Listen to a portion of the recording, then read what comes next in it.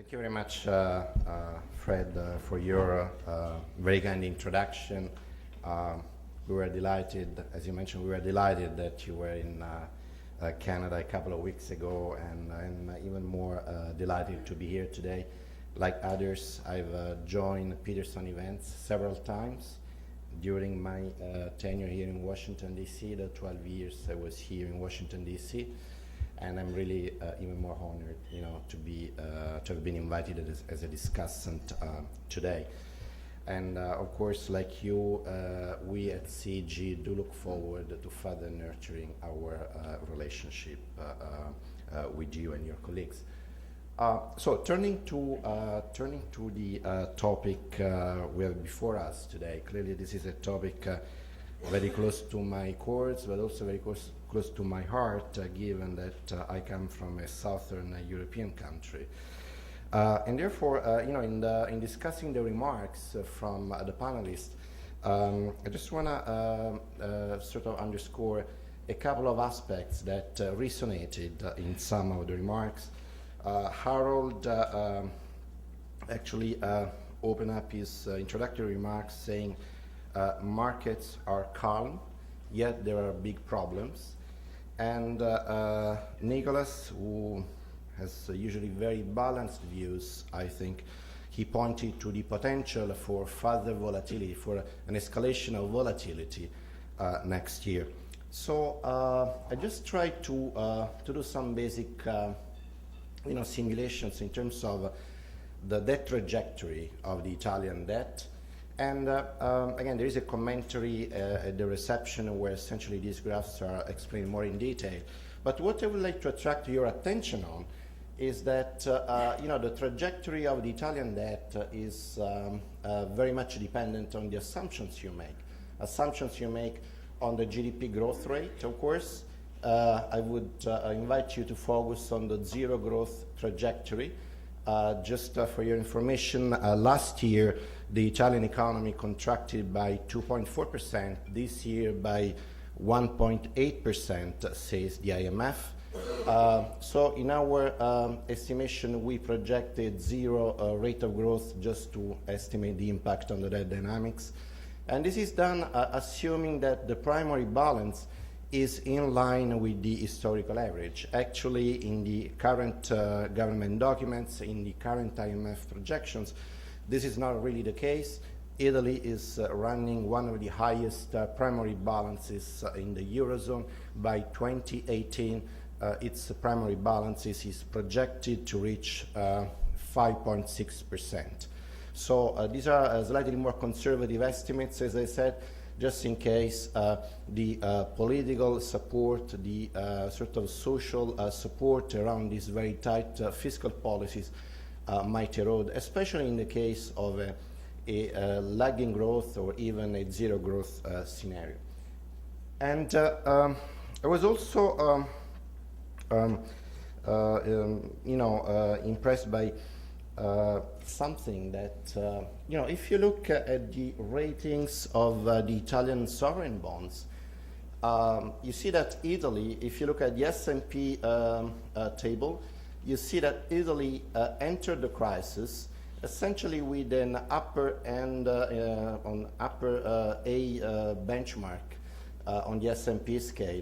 And then there was a string of downgrades, and the last of which occurred only a few months ago in July, and is BBB. And the outlook is negative, meaning that there is an impending possible further downgrade. If you look at the various press releases, rating agencies reports, as we have done, you do see that the concern is not just on fiscal sustainability, on fiscal policies, is more on the lack of underlying growth dynamics. And here you do see that, if you look at the spreads, clearly they tend to go up as there are downgrades in the sovereign bonds.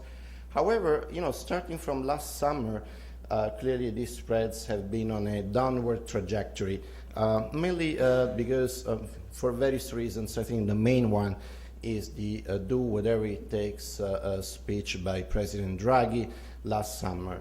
And in fact, what we have just recently observed, and that's really on the on the right end of the graph, the latest spate of downgrade don't seem to have really resulted to have affected the spreads too much. However, this could change. This could change, and this could very well interact with the points that Nicholas was mentioning. This could change because clearly any ratings below the BBB minus threshold are considered to be non-investment grade ratings. And clearly we have a number of institutional investors that hold Italian government bonds that would be affected by that rating decisions. Clearly the quality of the balance sheets of the Italian bank would severely be affected. And this brings me back to the point that Nicholas was making. This could be a source of volatility, but I would say could even be a greater source of volatility if the asset quality review were to interact with further developments on the in terms of further downgrades of the Italian sovereign bond ratings. That said, let me also address some other points that other speakers have made. In particular, Governor Hansen was mentioning some results from the Eurobarometer survey. Well, this morning, again, having lived in Washington for so long, I am very used to browse the Pew surveys, and every year they conduct a survey on the euro.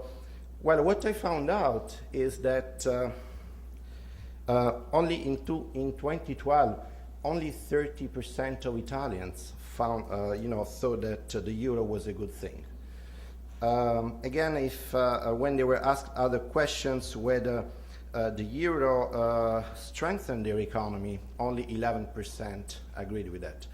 I mean, this is to say that, of course, the euro, and I think the statistics that the governor showed fundamentally tell us that the euro is perceived by many southern economies as something that is much more than a currency. It's really an anchor of stability. Provides really a path towards stability, maybe in a much more effective way than their shaky governance political system can do. But at the same time, I would say if we keep going with this growth projections, with this disappointing growth performance, those statistics will be radically changing over the next few years. Then I was intrigued by slide 13 that the governor showed, and he was making the point that maybe front-loaded adjustment has some benefit. I think this very much reflects the very positive, very effective experience of the Baltic economies. However, I would be hesitant in translating the lessons from the restructuring of the Baltic economies into the restructuring and the need to further reform the southern European economies, essentially for the following reasons. I think when the Baltic economies were reforming, Europe was growing, the world economy was growing. In any case, it was not like Italy in 2011 when it undertook the fiscal consolidation. At that time, essentially, two things had happened. First, 2 years before, there had been the massive crisis. Italy GDP contracted by 5.5%. So that was Italy. The US, that was the epicenter of the crisis, only contracted by 3%, just to give you an order of magnitude. Number two, at the time the southern economies were undertaking fiscal consolidation, everybody else in Europe was doing the same thing. And clearly, this brings me to a second point. Of course, this is not to say that they should not be undertaking any fiscal consolidation, quite the contrary. But in the end, this fiscal consolidation has to be effective. In 2011, they did undertake this front-loaded adjustment. However, the debt to GDP ratio was 120%. Right now, is at 132%. And based on some estimates we have carried out, half of this increase is accounted for by the deep recession that the economy experienced. And this deep recession, of course, reflected the very high value of the fiscal multiplier that applied for Italy at the time the fiscal consolidation was initiated. So this is one point. The second point, and I'm going to wrap up. The second point is it's okay to talk about reform, fiscal consolidation, banking union. These are, of course, all key pillars. But I have never heard anyone, not just here, but in general, to talk about the other pillar that is really macroeconomic coordination. You have, on the one hand, countries that have surrendered their monetary sovereignty. Some have surrendered more than others. You are now having countries that are surrendering their sovereignty on their banking system. Again, more will be surrendering more than others. However, there's never been any talk about macroeconomic coordination, and essentially by that I mean, I was looking this morning about the current account to GDP surpluses of a number of countries. Well, I noticed that for this year, the IMF projects a current account surplus over GDP for Germany of 6%. And about China, I think China, I've been here at a number of events where we have discussed China.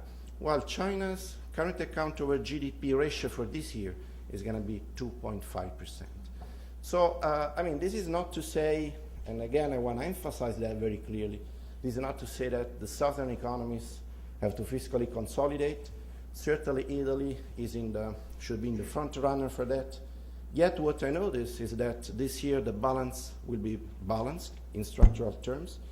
Yet the extremely high debt to GDP ratio that was invoked as, in terms of putting the country on the brink of a bankruptcy in 2011 has now increased by 12, 13 further percentage points. So what I mean by that is that we have to pay attention to the pace and how this fiscal consolidation is done, to the conditions of the region. And finally, we have to really place this into a broader context of macroeconomic coordination. So far, really, the adjustment has been heavily sort of unilaterally based on the debtor economies, even if, again, I look at the statistics for Italy, I see the balance is budget, the current account is perfectly budget for this year, but nonetheless, it's still in the group of the deficit economies. So with that, I would wrap up, and thank you very much.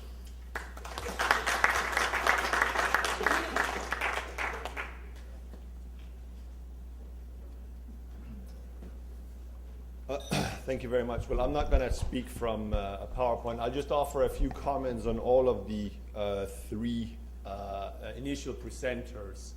And let me start with Harold. And let me say that I actually very much agree with Harold's starting proposition, which is that Europe actually, in many ways, is now back to where it was in 2007. That the underlying issue here is the problem in Europe was what it was back then, which is about how to increase growth and avoid relative economic stagnation. And the reason I like that framing and thereby the sort of downplaying of what has happened after 2007 is that it actually highlights to me that we don't have to view what has gone on since then as the end of the world.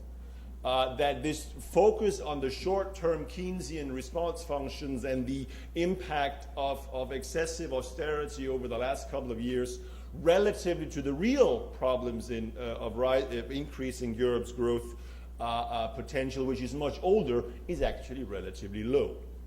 I think that it actually lends a healthy sense of why the crisis, in my opinion, in many ways has actually been a healthy change. Echoing the quote that was on Governor Hansen's slides, namely that progress in Europe tends to come in crisis.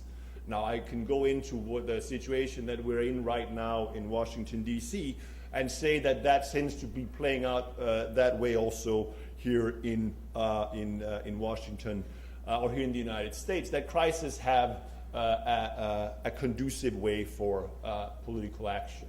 So really, I think the policy response, while I generally am someone who thinks it has gone in the right direction, and I think that was also the gist of Governor Hansen's remarks, it's probably too early to say. We still really don't know whether the potential growth rate of Europe has been increased from this crisis or not. Turning to Governor Hansen's remarks, again, I would say that I find myself largely in agreement with them. But I think I would actually push the argument about public opinion even further. Because I would argue that in realistic policy terms, the support for the euro has gone down. I say, so what? The reality is that support for every single incumbent government in Europe has gone down since 2007. In fact, if you look at the Pew poll and the Eurobarometer numbers, you will see that actually EU institutions consistently outscore national governments in public approval for their crisis response. So what does it mean that the euro in the short term, what does it mean that support for the euro has gone down in single issue public polling? I would suggest that it doesn't mean anything more than that a similar single issue polling in the United States would show that if the US public support for the Federal Reserve had declined. It's in the short run equally meaningless. Because just because people are right now fed up with relative to what they were 5 years ago with European institutions doesn't mean that they're going to run back and hand over the keys to fiscal and monetary policy to their national authorities. On the contrary, I would argue.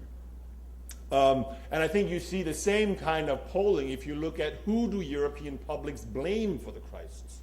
There's no doubt that the IMF, the Troika, Germany, etc., is generally very unpopular in the periphery right now. But actually, national leaders are even more blamed for it.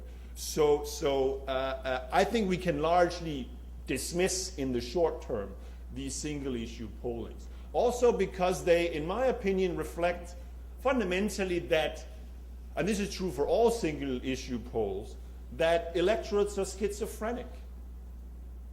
They want, on the one hand, both, as Governor Hansen said, the political and economic stability of the euro, which I think now some will argue that, well, actually Greece has not been characterized by economic stability in the last 5 years, but who knows what the result would have been had they had the drachma. But the point is that on the one hand, publics want stability, and at the same time, the stability of the euro, but at the same time, they were also like full national sovereignty. Well, guess what? These two things are actually incompatible. And what happens is that the crisis forces you to choose between these incompatible desires, in the same way that a classical fiscal crisis would force an electorate that wants low taxes by high government spending to choose between the two. And that's what has happened. And contrary to much of the nonsense that has been written about Europe, is the 1930s have not happened. In fact, repeatedly, the political center in Europe has held. They have actually repeatedly chosen to continue down the path that Governor Hansen outlined. Now, this is predominantly in the short run. In the long run, these things do matter. Because when we talk about what is required to change the European treaties, make much bigger fundamental changes to European institutions, there's no doubt that support for the euro, support for the European institutions matters. Which is precisely why I have always said, look, talking about treaty change in the short run, and by the short run I mean probably until 2017 or after that, is nonsense. Because you will never get a treaty change approved. And this is exactly why people say we need Euro bonds now. I mean, they're deluding themselves. But that's why this only really matters in the long run, and that actually, unfortunately, tends to postpone the political window of opportunity for changing the European institutions more fundamentally. Then finally, let me offer a few comments also on Nicholas. I'll first say that I basically agree with pretty much everything he said. So it's hard to be a discussant. But I will say that, in my opinion, I actually feel very confident that his scenario 1 is going to play out, namely the one in which we have a credible stress test with all the good things that follow from that. And I say that because it seems to me that one way to interpret the euro crisis since 2008 is a recurring set of games of chicken between the monetary and the fiscal authorities. And it seems to me that we're heading into another one of those games of chicken that I think was also part of what Nicholas was articulating, this clash between the ECB's desire on the one hand for a credible stress test and become a credible banking regulator, and then of course the natural desire from national governments not to have to own up to the fact that they have undercapitalized banks that need taxpayers, potentially need taxpayers' support. Well, so far I would observe that during this crisis, that every time we've had this type of clash, the ECB has generally tended, in my opinion, to get what it wanted. Because I think what this crisis reveals is that the ECB as a central bank has actually a unique degree of institutional independence, and also has had a unique degree or uniqueness in being the only institution in the euro area that had any market effect in the short run.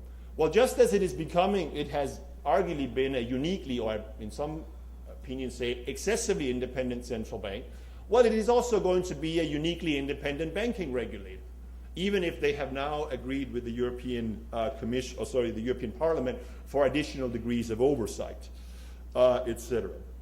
So what does this mean? It means, in my opinion, that for the asset quality review, those who say that there's no chance that the ECB would ever ask the tough questions if there wasn't an agreement on the backstop or the who's going to pay for the bill, if there was an agreement on that, they would never do it. Well, I would actually interpret that, no, that's exactly what they would do. Because so throughout this crisis, I would argue that financial market volatility and crisis has been the ECB's ally. It's been their friend, because it's what has pushed national governments to own up, to create the ESM and a whole bunch of other things. So I don't see at all why the ECB wouldn't go ahead, to the extent that they can, with a tough asset quality review, no matter what the governments put together, because they would actually welcome the volatility that Nicholas predicted, and I fully share that view. Not only do I agree with him, but I actually normatively endorse that view. That's what the ECB should do. Excuse me. And then finally, I also agree with the ECB or Nicholas' assessment that, ironically, coming out of the creation of the European Banking Union, you're going to end up with a more market-intermediated, at the margin at least, European financial system with more corporate bond financing, etc. So you end up in this situation that, ironically, the European Banking Union ends up making the European financial system more like the United States than the preceding national financial systems. And I think I'll end there. Thank you.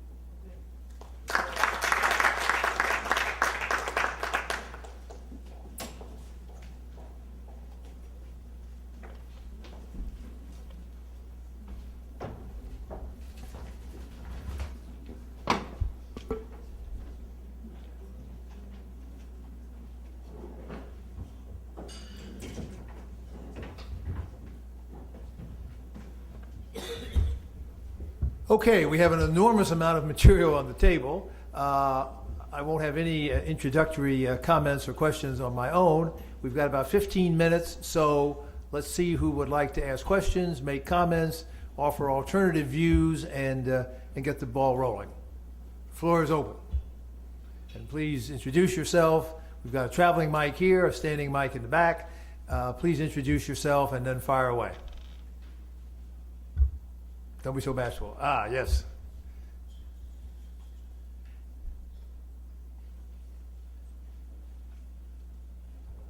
Dieter Detke, Georgetown University. Probably next on the agenda for the Eurozone is going to be a Greek bailout. Question is, what is the dimension of it? And B, is it conceivable and possible to do this simply without any kind of forgiveness? How do you see that coming up and the solution for the next bailout of Greece? Thank you. Who wants to respond? Harold. Well, I think this is a very, very important and topical issue, and it's a very good issue to bring up in the context of the IMF annual meetings, because it seems to me that the greatest threat that the solution of the Greek problem poses is not so much to Europe, but to international institutions, and particularly to the IMF. What happens to the IMF credit to Greece? Do you write that down? Do you make a precedent there that it would really break everything that the fund has stood for? Do you polarize the fund in terms of the relationship between the emerging markets and the wealthy European countries, and even Greece is a wealthy European country in comparison in per capita income levels? So this is an enormously sensitive issue in international politics. In terms of markets, it actually doesn't make much difference because the market write-down has already been taken, and the market debt has largely been substituted by official debt. So it's something that has the capacity to blow up the official sector, but not, I think, the markets. Governor Hanson, would you care to make any comment from the Monetary Council? Okay, understandably not. Yes, Domenico, please. Sorry, if you allow me, just two very quick comments. I think this really highlights, the problems in program design. Again, Greece, of course, is a member of a currency union. In the end, the program was not really a fine-tune for a member, of a currency union where essentially, the exchange rate does not operate. And I think really it's not, the next program that Greece is going to have, I don't think it's going to have, too much of a market impact, as Harold was noting, because in a way markets have already discounted that in some fashion. But this is certainly going to hurt the credibility of the IMF more than anything else. Thank you. Well, quickly, I guess if the question of forgiveness means principal reduction versus the alternative, say a 50-year loan at zero interest rate the first 30 years, or whatever you can come up with that has the same net present value effects, I would probably politically say that or lean towards the latter, because it is just inherently much easier politically to keep up the fiction that this is a loan by maintaining the principal at a fixed level and then conveniently forgetting about the levels and circumstances on which interest is paid on that loan. But it is clear that Chancellor Merkel and others, other political leaders in Europe throughout the process has always said, this is not a transfer, this is not a gift, this is help, and that fiction is easier to maintain in that direction. But again, as I think Harold said, it doesn't, in my opinion, really matter very much from a market perspective. It matters, as Domenico said, from an IMF and other institutions' credibility point of view. But it's really sloshing around intra-euro area government debt among individual countries. We've had two people at the mic, and Mr. Truman sat, so I'll let him sit for a moment and ask you, and then Ted. Did you say me? Yes. Hello? Yes. Yes, So, I've heard a could couple... you identify, please? Joy Dunkley. I've heard a couple of times the comment, we're just where we are just now, where we were in 2007. And I think this is wrong. I think we're in a much, much worse situation. We've had youth unemployment at unimaginable levels. Now, I realize this is not the focus of this session, but I would just ask you to remember that we're not where we were in 2007. Thank you. Would anybody like to respond to that? And let me also relate it, Governor Hanson, to Domenico's critique of your emphasis on quick adjustment, front loading of programs. In a way, that's part of the question because that leads to the unemployment, austerity, et cetera. So, answers to her question, but also maybe to the question about shock treatment.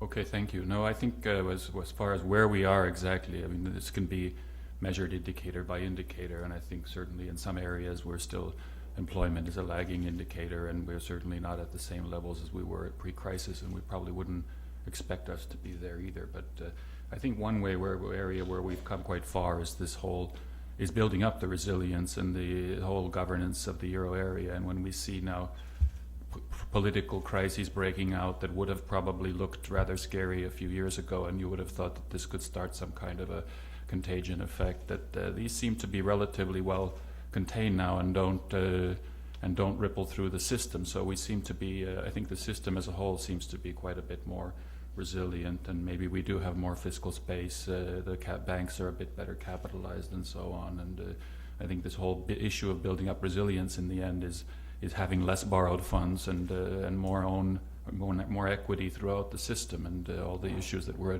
discussed too about building a banking or a financial system that's more dependent on capital markets and equity and so on is certainly part of building that resilience.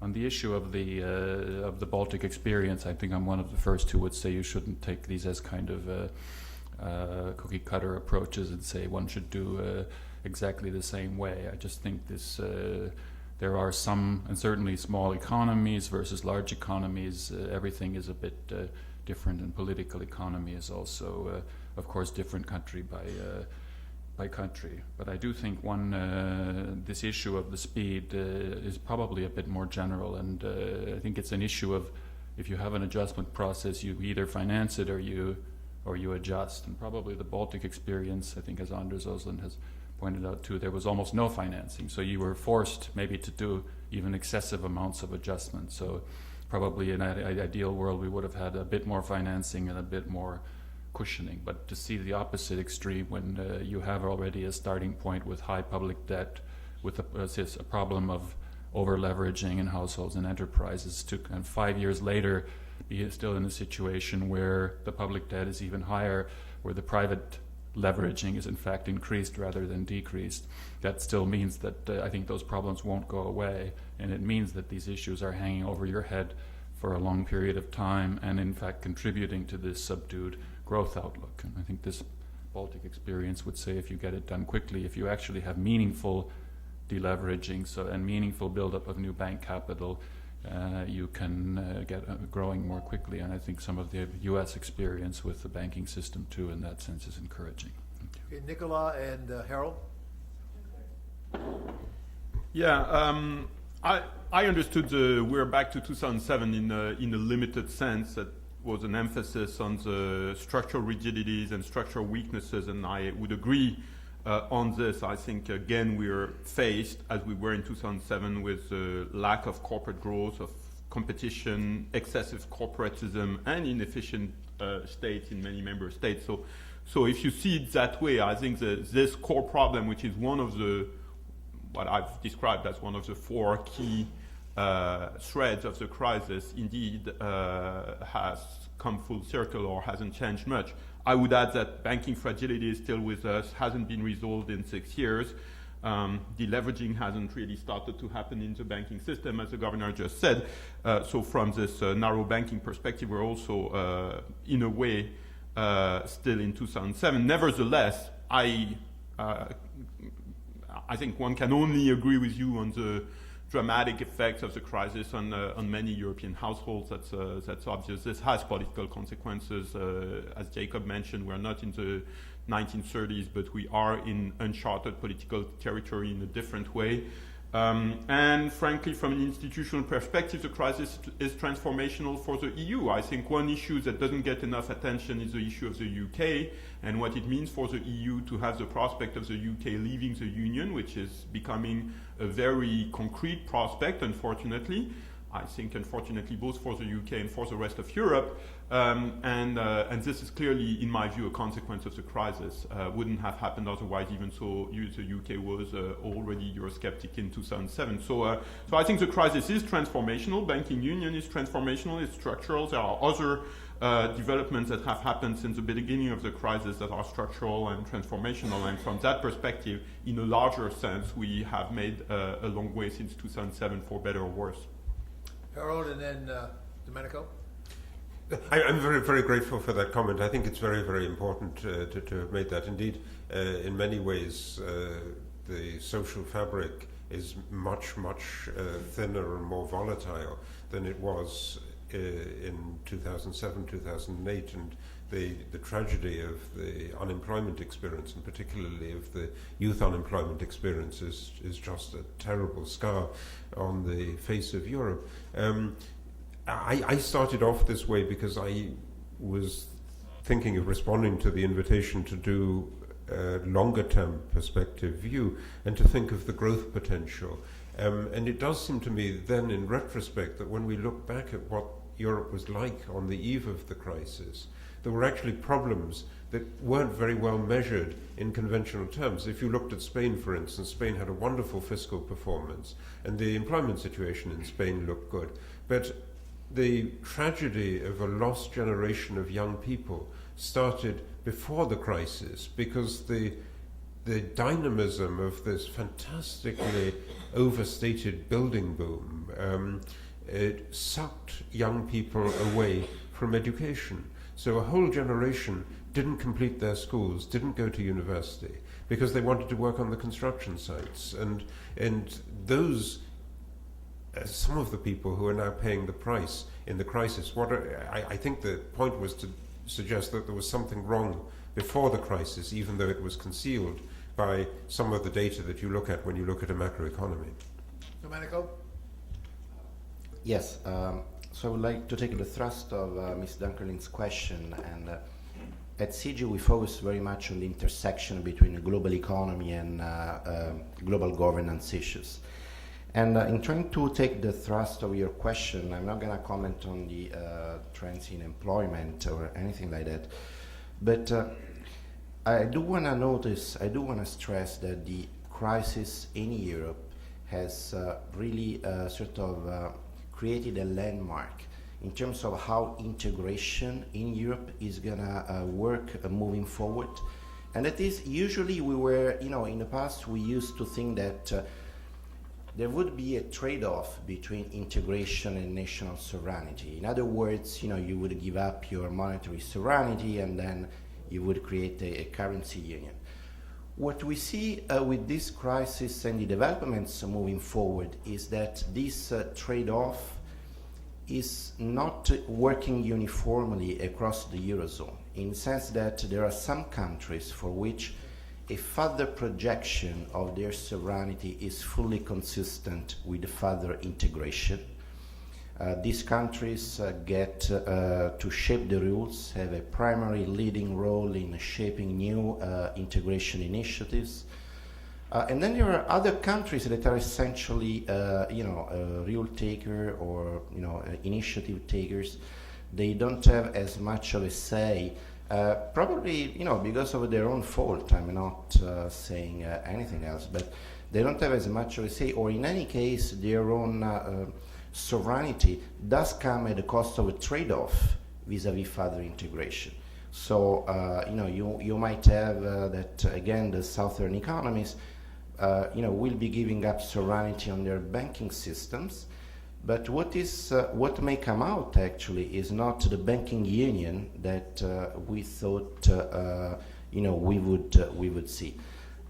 Again, I think this is there's been a sort of breaking point in this type of trade-off, and it's going to be interesting to see what the further developments are going to be. But so far, for some countries, there is a trade-off. For others, it's a win-win. Thank you. Jacob? No, I guess I'll push back a little bit on some of these comments, because I actually think that, and as Governor Hansen said, you need to be very careful with metric you use and which parameter and data point you choose to compare between 2007 and today. Because let's take, if you're a Greek youth right now, yes, your unemployment rates have clearly gone up, but on the other hand, you're no longer saddled with the cost of having to pay for a pension system that would allow you to retire at 55 with 100% of your final wage in defined benefit pension, which was perfect, totally unsustainable system that you had in 2007. And you probably face considerably more liberal labor markets regulation, less rigid regulation, which means that eventually, when growth does return, you probably will actually have a better chance of finding a job, which is what you can actually see, that unlike here in the United States, even for youth in Europe, participation and employment rates have actually continued to rise, even in the crisis countries. So you need to be very specific about which parameter you choose to say that things are much worse than they were in 2007, because actually things were much worse than they looked in 2007. Yeah, I would just like to add one addendum to that as well. Professor James started out by reminding us that pre-crisis, the European Union, the Eurozone, was very much an unfinished product. The stated goal was to create economic and monetary union. They had created monetary union to an important degree, but not yet much economic union. And he pointed to the shortcomings, lack of fiscal, lack of banking, etc. I think it's undeniable that now, 6 years later, they are much closer to doing all those things. They haven't done them yet fully, but I think there's no denying that the crisis had the usual effect of accelerating the requirements for reform and evolution. Governor Hansen put it in terms of increased resilience. That's of both national economies, but also, I would say, of the Eurozone institutions as a whole. So I would have thought there's an unambiguous positive if one believes European integration is a good thing, and whether you think it's good or not is going to persist over time. You want it to become, you want to complete the process as quickly, as smoothly as you can. Undeniably, I would think, the crisis has accelerated that process. So in that sense, a kind of overarching chapeau for the whole European economy has moved forward faster than it otherwise would have. Whether that's worth the costs, that can be debated, different metrics, but I would think that's got to be a plus that one would put on the positive side of the ledger. Final and last question, Ted Truman. Oh, I thought you were going to call it off. My question actually comes to this question of crisis opportunity.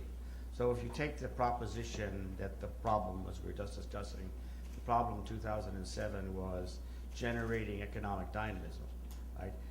And if you want to put it in the parlance that sometimes is used in this country, supply side reforms, right? You have had very few a few things in the pension area, very few supply side reforms. So in that sense, the crisis actually has not accelerated, right? Has not been used as an opportunity to move forward, because they all been worrying about bailouts and so forth and so on. And the real question, it seems to me, is what appetite there's going to be to go back to those supply side reforms, given some of the political issues like we're discussing in the previous round of questioning about high unemployment rates and so forth and so on, since most, but not all, supply side reforms involve short-term pain and long-term gain. Not all, but the vast majority of those. So that would be my question. Okay, let's make this the final. Big, Fred. Let's make this the final round, and everybody can comment. Start, Jacob. We'll come down the aisle this way. Well, I mean, I guess my immediate answer would be that I actually disagree with the fact that there hasn't been a lot of structural reform, both at the institutional level and certainly in the program countries. And I think this was also the gist of Governor Hansen's remarks. I mean, I don't think you can look at yes, there is a lot of debate about the pace of fiscal consolidation in Greece, but the fact that there has been, supply side reform in that country as part of the Troika programs, I think is incontroversial. There hasn't probably not been enough of it. We can certainly agree on that. But to say that there hasn't been any supply side reform and therefore that the crisis hasn't had that positive effect, I think is just empirically wrong. And I would argue that the same is true if you look at as Fred mentioned in his remarks just now, that's true at the European institutional level as well, whether we can debate whether it's enough or too little, but it's certainly the direction is in my opinion unambiguous. Okay, Domenico? Well, again, trying to leverage on lessons from the Italian experience, I would say that I don't think the country has done enough in terms of structural reforms, and that should be said loud and clear. I would also say that it's really difficult to move forward with painful structural reforms when the economy is in a free fall. Again, as I mentioned, last year the economy contracted by 2.5, 2.4. This year, couple of percentage points. God knows what's going to happen in the next few years. It's true that there are signs of economic recovery. I don't think that they will be uniformly spread across the Eurozone, nor that they will be sustainable across some of the southern economies. I think it would help if structural reforms were to be put into a European context, where there would be some sort of first of all step up monitoring from European agencies, and that we're part of a sort of contract whereby countries would commit themselves in a credible manner to structural reforms, and in exchange for that there would be some some support. Just let me give a specific example. In Italy, there are arrears in the tune of 100 billion euros. Companies that have done business with the government have not been paid, and many of them have gone bust as a result of that. So, the cabinet, both the previous ones and this one, have been trying in several ways to try to clear these arrears, but clearly there are some strictures, fiscal strictures, that do not discriminate enough between what should be cut and and when you should really have some more flexibility with your own resources in terms of providing some growth enhancing reforms. Thank you. Yeah, picking up on what Domenico just said, that's what I think can be called economic union, or the economic union agenda to parallel banking union, fiscal union, political union, and again, we haven't seen much progress there. And frankly, personally, I fail to see what the governance mechanism should be. I see the goal, which is to have a mechanism that forces more structural reforms than what we currently have, and coming from the European level in some form, but whether contracts, as President Van Rompuy has proposed, can do the trick, I'm skeptical. Even if you assume, which he hasn't proposed, a financial incentive, so we give you money to reform, basically, these reforms are so painful that you would need really enormous amounts of money, and I don't think that's realistic right now. So I think this economic union agenda is not sufficiently debated. I agree with your concern, Ted. I would have a nuanced assessment somewhere probably in the middle, as usual, between Jacob and you in terms of what has happened so far. I think, you've had privatizations in Portugal, you have had very significant labor market reform in Spain, so there are some things have happened. Conversely, if I look at Italy, if I look at France, if I look at Germany, I don't see much structural reform that meets the eye and really makes a change. So I think it really had to be country by country, and the record is very mixed so far. Now, I think banking union is structural reform. And that was my last slide. I think banking union, even so it was not the aim and what triggers the decisions by politicians will actually lead to very significant changes, structural changes in the European financial system. And I see those structural changes as potentially growth enhancing in terms of especially providing the funding for high growth companies and the whole ecosystem, financial ecosystem that supports the high growth potential companies. This has been a blind spot of the European structural reform agenda. If you look at the ill-starred Lisbon strategy of a decade or so ago, they had 24 economic guidelines for growth and jobs at some point. Not a single one of them was about the financial system. So in a way you could say European policymakers have been in denial of the growth, of the role of the financial system in growth. But I think what is happening right now, again assuming success in the crucial phase next year, could have very significant structural consequences and potentially very positive ones. Governor Hanson.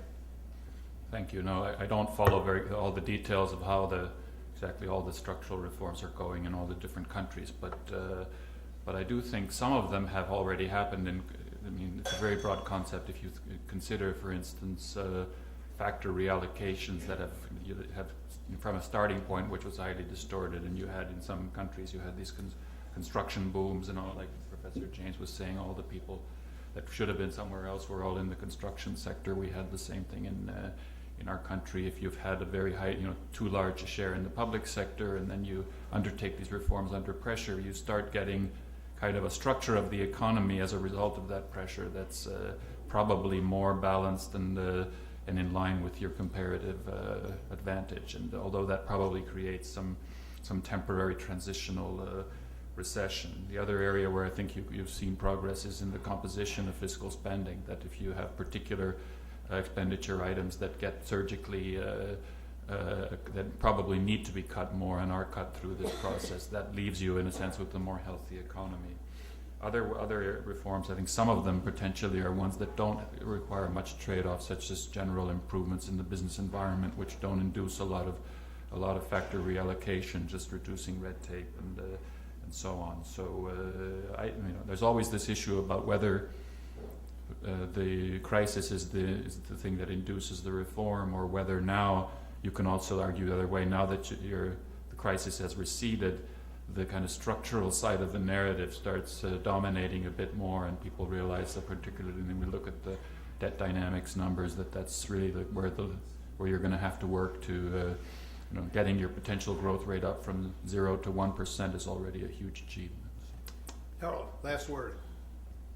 So there's something of a consensus, I think, on the panel that there have been some reforms, but rather patchy, and some more in some countries. I wonder whether we shouldn't think more what the fact that this is taking place in a European framework rather than in a particular national framework would do. And there are two things that I would highlight in terms of a forward-looking agenda. First of all, that labour mobility can be an enormous factor in producing structural reform. And one of the experiences of countries that have gone through a reform from a really sleepy economy to a very dynamic economy, if you think of Ireland or if you think of Poland, was that they had enormous labour outflows. And some of those labour outflows then came back, but with new ideas, and they come with transformative ideas. So the fact of labour mobility within the union does something for your structure. And the second point is really to echo Nicholas's point about the banking union. And there's really a kind of profound ambiguity here, because at one moment, when people were thinking of these big cross-border institutions that had emerged in Europe in the 1990s and in the 2000s, they were thinking of them as genuine cross-border institutions. And then suddenly, after 2008, or maybe after 2010, they realized that they're actually not quite cross-border institutions, that they're Deutsche Bank SBA Milano rather than Deutsche Bank as such. And so it seems to me, if you really want to push on this agenda and you want to think of Europe as something that pushes for transformative reforms, you really need to think of moving more to a branch system than a subsidiary system, so that you actually have the branches of a single bank rather than legally separate subsidiaries that are then prone to all the ills that Nicholas eloquently presented about ring fencing and financial protectionism. Thanks very much to each of our speakers. Thanks to all of you. I apologize for keeping us a little longer. I thought it was sufficiently rich and a varied agenda that we should spend a few more minutes on it. Thank all of you for sticking with it, and again, much appreciated. Particularly appreciate our friends at CG for co-sponsoring this with us, for Domenico, Harold to be here representing CG. We look forward to much more of that, and we look forward to many more discussions, I'm sure, of the Euro and Whither Europe. Thank you all.